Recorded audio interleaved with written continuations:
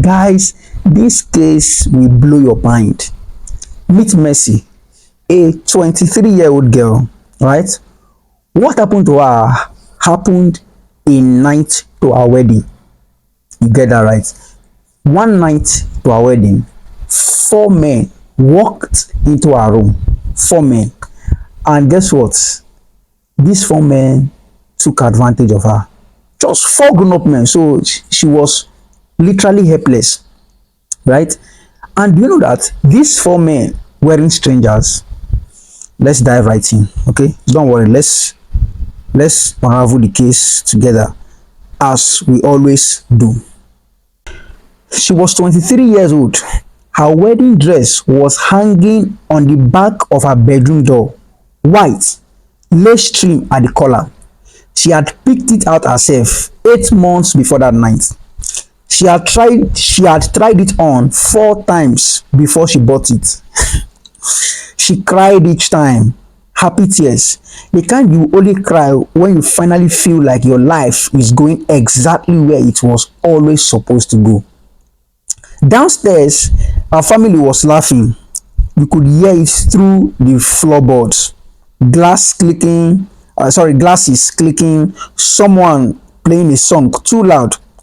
The smell of food coming up the stairs, jollof rice, plantain. The kind of smell that means celebration, that means family, that means safety. She was sitting on the edge of her bedroom, hair wrapped, face moisturized, phone on the nightstand, a text from her fiancé on the screen. Tomorrow you become my wife. I love you so much, Mercy. Mercy is her name, right? She smiled when she read it. She smiled, and then she put the phone down and she closed her eyes for just a moment, just to breathe it all in. Just to breathe it all in. And then she heard footsteps coming up the stairs. Slow, deliberate. Not the quick, bouncy steps of a cousin running up to check on her. Not her mother's familiar shuffle. These were heavy, measured. The kind of footsteps that don't knock doors before they open. Okay, that don't knock before they open. 4 men walked into her room that night. They were not strangers. They were not men she had met on the street or seen in a parking lot or feared in the dark. They were her uncles, Gabriel, Siddiq, Eugene, and Chris. Men who had held her as a baby. Men who had sat at every birthday table. Men who had said every single time they saw her, "We will always protect you." And what happened in that room before the sun came up, before the birds started, before our wedding money arrived, destroyed everything. Her wedding, her trust, her family forever. But here's the question that will stay with you for the rest of this video. It is the question that stayed with everyone who heard this story. Why didn't she scream? Why didn't anyone come upstairs? Why didn't anyone stop it? Why did it take until the very morning of her wedding for the truth to finally come out? Stay with me. Calm down. Stay with me. Because nothing about this story is what it first appears to be. Right? It was the 14th of June, a Friday night in late spring. The kind of night where the air is still warm at 10 o'clock, and you can hear crickets through an open window. The house was full. It had been full all week. Relatives driving in from different states, cousins sharing beds, aunts sleeping on pull-out sofas. The pre-wedding energy in that house was thick, electric. Everyone was excited. Everyone was happy. Or everyone, it seemed, was downstairs. Mercy had gone up to her room just after 9 p.m. Yeah? She was tired, not sick tired, just the kind of tired that comes from being deeply, completely happy for days in a row. She told her mother she was going to rest. Her mother squeezed her hand, said, "Tomorrow is your day, baby. Mercy nodded, kissed her on the cheek, walked up the stairs for what she thought was the last time as an unmarried woman. She sat down on the bed. She looked at the dress on the door. She said a quiet prayer. She thanked God for Marcus, that was her fiance's name, Marcus, and for her family and for everything she was about to begin. She meant every word of that prayer, every single word.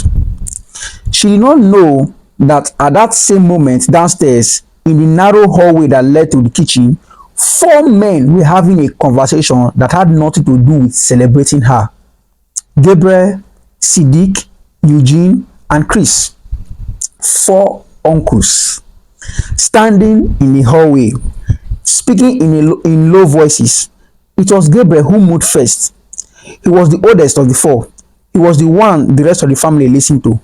He was the one who led Sunday prayer when the family gathered. He walked toward the stairs first, and the others followed. The others followed. The music downstairs was still playing. Someone had turned it up. Nobody noticed. Nobody noticed four men walk upstairs, right? Sorry? Nobody noticed four men walk upstairs one after the other. Nobody thought to look. Why would they? These were uncles. This was family. This was supposed to be a safe house. Mercy heard the knock. One knock. Soft, she said. Come in.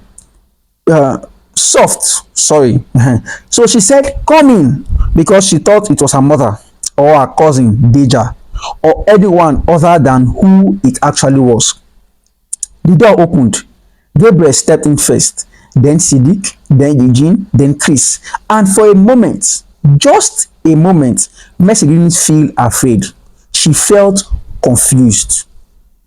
Four grown men in her bedroom at 9:30 at night made no logical sense. So her brain tried to make sense of it. She thought maybe something happened downstairs. Maybe there was news. Maybe someone needed her for something.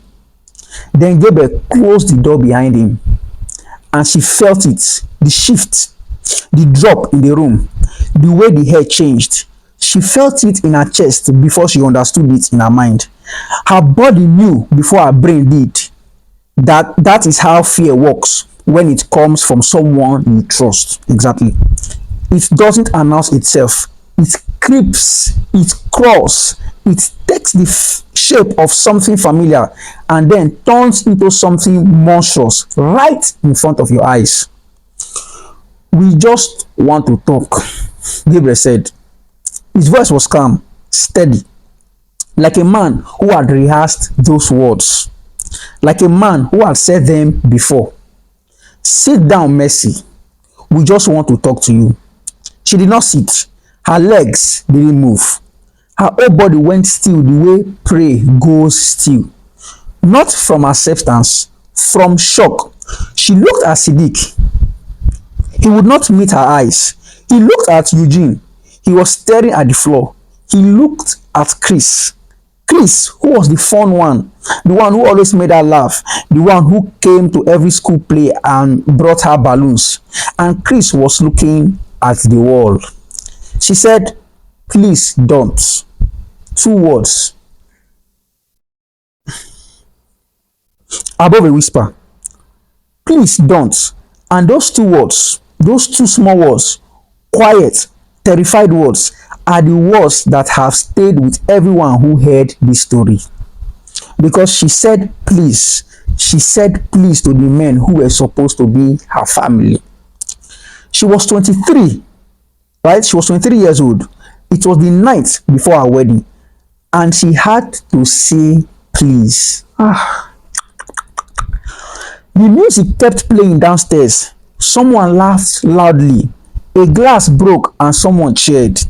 The world right below her feet was celebrating her future. And in that room, with the wedding dress hanging on the door, that future was being taken from her piece by piece by 4 men who call themselves family. We moved forward now to morning, because what happened in that room is not the is not the part of this story we will describe in detail. It doesn't need to be. The weight of it speaks for itself. What matters is what happened when the sun came up. What matters is what Mercy did next. Because Mercy did something. She didn't break in a way they expected her to break. She got up, she washed her face, she put on clothes, and she walked downstairs. Follow, just follow. This part will shock you. The house was starting to wake up. Her mother was already in the kitchen making tea. An aunt was setting up chairs in the living room for photographs later. Someone's toddler was crying in the back bedroom. In the back bedroom, right? The smell of breakfast was just starting to fill the hallway. And then Mercy walked in. Her makeup was gone. Her face were red and dry at the same time. The kind of eyes that have been crying for hours and then stopped because there was nothing left. Her face was pale in a way that had nothing to do with sleep. She stood in the doorway of the kitchen and her mother turned around and her mother's smile started to drop slowly like a curtain coming down. I can't marry him, Mercy said. Her voice was flat, steady, the steadiness of someone who has made a decision not because they want to, but because they have no choice. I can't do it. The wedding is off. Silence. Pure, total, shattering silence. Her mother put down the mug. Her aunt stopped folding a napkin. Someone turned off the stove. What? Her mother said. Mercy, what are you talking about? What happened? And then Mercy looked across the kitchen, across the hallway, through the doorway into the living room where Gabriel was sitting, where Siddiq was standing by the window, where Eugene was pretending to look at his phone, where Chris was leaning against the wall with his arms folded like a man without a single care in the world. She looked at all four of them and said, ask them. Those two words again. But this time, they did not sound like a plea. This time, they sounded like a verdict. Ask them what happened to me last night. Ask them why I can't stand in a church today and say I do. Ask them. And the room, that warm, food smelly, celebration steady room, exploded. Gabriel was the first to speak. He shook his head slowly, the way a disappointed elder shakes his head. Mercy, Mercy, what are you doing? You are confused, you are stressed, the wedding pressure is getting to you. Siddiq said nothing. He walked out of the room entirely, just turned and walked away, as if the conversation didn't involve him. Eugene's voice went up immediately. What is wrong with you?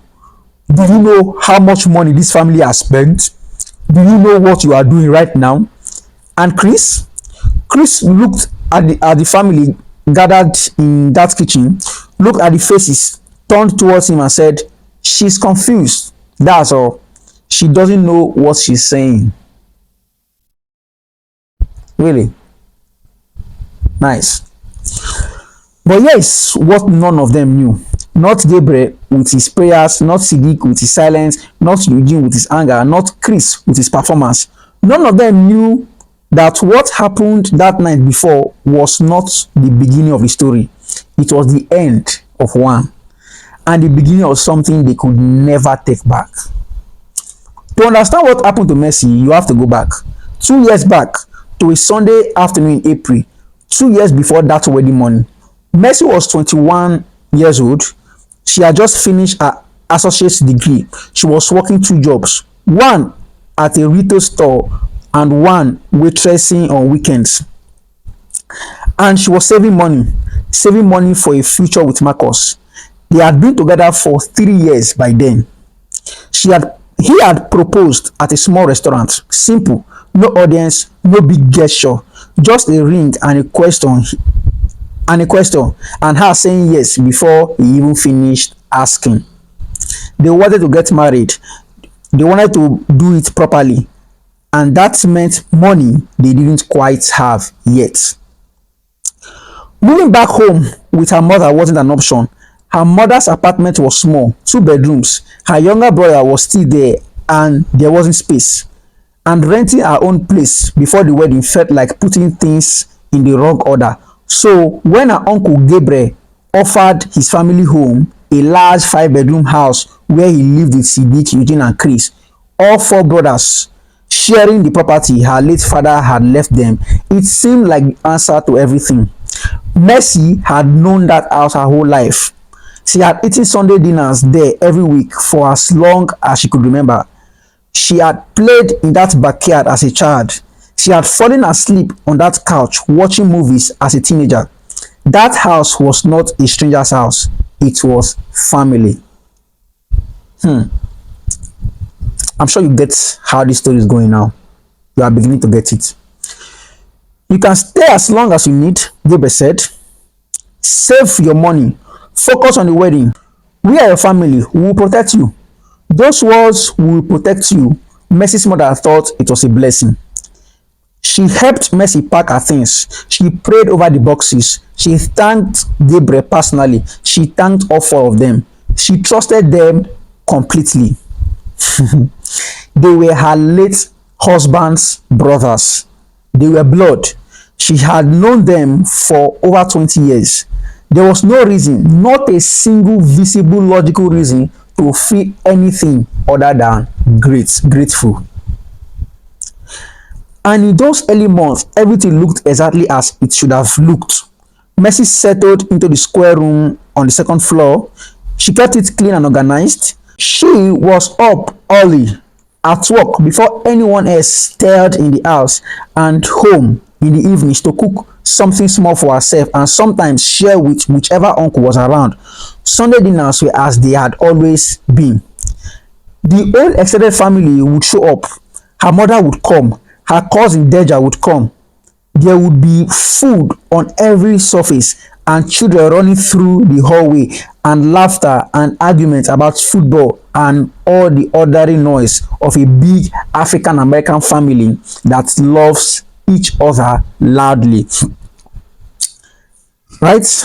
And the uncles, each of them had their own personalities, their own role in the family. Gabriel was a patriarch.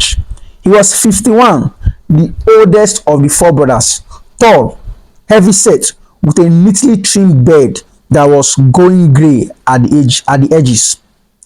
He went to church every Sunday without fail. He was the one people called when there was a dispute, the one who gave speeches at family events. People describe him as a man of character, a man of God, a man you could trust.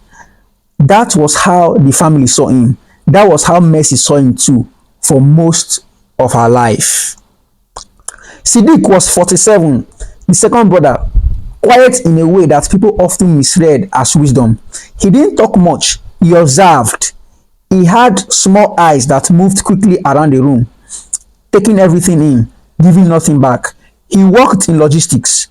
He was home most evenings. He never caused scenes, never raised his voice. At family gatherings, he sat at the edge of things, watching, nodding slowly, saying very little. People found him hard to read, but never found him threatening. He was the trick. That was the trick of Siddiq. His silence felt like safety. It was not. It was not. It was not. Eugene was 44, loud where Siddiq was quiet. Big personality. The kind of man who walks into a room and immediately knows where the center of attention is and moves towards it. He laughed at his own jokes before the punchline landed. He was generous with money when he had it and dramatic about it when he didn't. He called himself Mercy's protector from the time she was a little girl. You got a problem? You come to me, he used to say. Nobody messes with my niece. He meant it once. He used to mean it. Chris was 39, the youngest, the one Mercy was closest to, or thought she was. He was the cool uncle, the one who knew music, who teased her about her taste in movies, who drove her places when she was in school and needed a ride without questions. He was funny, genuinely funny, in a way that felt effortless. He remembered her birthday every year without being reminded. He texted her memes. He had at one point felt like a big brother more than an uncle. That memory of who she thought Chris was is one of the things that hurt most when everything came apart. So there was Mercy living in that house, going to work, saving money, planning her wedding with Marcus on evenings and weekends, sending her mother photos of floral arrangements and venue options. Everything on the surface looked like a young woman building her life. And the audience watching this right now, you can already feel it. Can't you? Can't you? That's dread that settles in when you know that something is wrong, but you haven't been shown what yet. That feeling of watching a clock tick down where you don't know what the alarm will sound. That is exactly what Mercy's life had become, and she didn't even know it yet. She didn't even know it yet. Before we go any further, right, I need you to subscribe. Yes, I need you to subscribe, like this video, share this video, because stories like this, first of all, they take time for me to do my research and create this script. It takes effort, right? And when you watch, you like and you subscribe, the algorithm recommends this video to more people, and they do the same. And then I feel encouraged, I feel motivated, I feel blessed, right? Please do that now. And let's continue. The first thing Mercy noticed, and this is the detail that she would later describe in the most careful, precise terms, was the way certain conversations ended. Not the conversations themselves, not what was said, but the way they ended, right? With Gabriel in particular, there was a habit that developed slowly. He would find her in the kitchen or in the hallway, usually in the evenings, and he would start talking about nothing specific, about her day, about the wedding plans, about how she was doing. Normal conversation, uncle to niece conversations, except that it lasted too long. It always lasted too long, and it happened too often, right? And whenever Mercy tried to excuse herself, tried to say she had a phone call to make or a laundry to finish, Gabriel will find one thing to say, one more question, one more observation, as if he needed the conversation to keep going, as if ending it was somehow not his preference. Wow. Wow. She told herself it was nothing. That is all the phrase that appeared most in her memory when she later tried to piece together those early months. I told myself it was nothing. She was living in his house. He was being friendly. He was her uncle. He was not going to walk around treating kindness like a threat. Sorry, she was not going to walk around treating kindness like a threat, right? She was not going to be that person. So she told herself it was nothing and she moved on. And the weeks passed.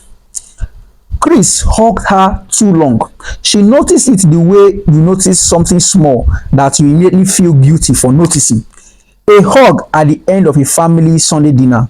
Normal, expected, except his hand stayed on her back a second too long. And then on that Sunday, it happened again. And she thought, you are being paranoid. He is your uncle. He is being affectionate. He's been affectionate. Stop it. And she stopped it. She pushed the thought away. She had work tomorrow. She had a venue deposit to think about. She had a wedding dress to find. She did not have room in her life for paranoia about people who loved her. Eugene started asking strange questions about Marcus. Not the kind of questions that come from concern, the kind that come from something else. How much does he make? Does he have savings? Does he have other women? Has Mercy checked his phone? Does she really know him? I'm just looking out for you, Eugene would say. I just want to make sure this man is worthy of you. Mercy will find it intrusive. but she found a reasonable explanation for herself. Eugene had always been overprotective. This was just him being Eugene. She mentioned it to Marcus once, and Marcus said, "Your uncles are just being an uncle." And that was the end of it. Siddiq washed. That was it. That was his contribution to those early months. He watched Mercy in a way she could feel, but never specifically described. When she walked through a room he was in, she was always aware of his eyes, not in a way she could point to and say, "This is inappropriate." Just a steady, quiet attention that made her feel like she was being studied, like she was something he was waiting on. But Siddiq never said anything strange, never did anything she could hold up to as evidence. So she filed it under discomfort and left it there. Then came the night that everything changed. Though she didn't know it was changing everything at the time, it was a Tuesday. She remembered because she had worked a double shift and she was exhausted in a way that made her bones feel heavy. She had come home, showered, eaten a small plate of leftovers from the fridge, and gone upstairs to sleep. She was already in bed, eyes closed. Then there was a knock on her door. One knock, just like the one that would come much later, right? On the night before her wedding. "Come in," she said, and Gabriel opened the door. He said he needed help with something. His phone. He was having trouble sending an email. Could she just take a look? He held out the phone. Mercy sat up. She looked at the phone. It was a simple thing. She showed him what to press. She handed the phone back, and then Gabriel sat down on the edge of her bed. Not the chair in the corner, not the floor, the edge of her bed. And he kept talking about the phone, about work, about something a cousin had said the last dinner. His voice was slow. He was close, too close. She could smell his cologne, and the room, that's her room, her safe room with her things, her dress planning notebook on the nightstand. The room felt smaller than it had been before he came in. She did not know how to make him leave without making it a thing. So she said she was very tired. He didn't move right away. He looked at her for a moment in a way that she could not fully name in the moment, but would understand completely in months that followed. Then he stood, walked toward the door, and before he pulled it close behind him, he said, "This stays between us." What stays between you? She did not ask what he meant. She did not know yet what she was supposed to keep between them, but she felt as clearly as she had ever felt anything that something had just begun. Something she had not chosen, something she could not yet see, something she could not yet see the shape of. And that, for the first time since moving into that house, she did not feel safe in her own room. Let's stop here.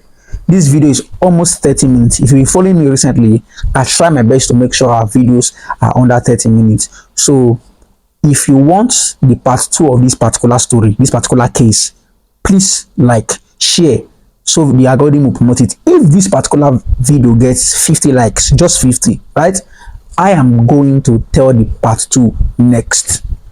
So don't forget to subscribe. This channel needs you. We are growing and we need you. Thank you.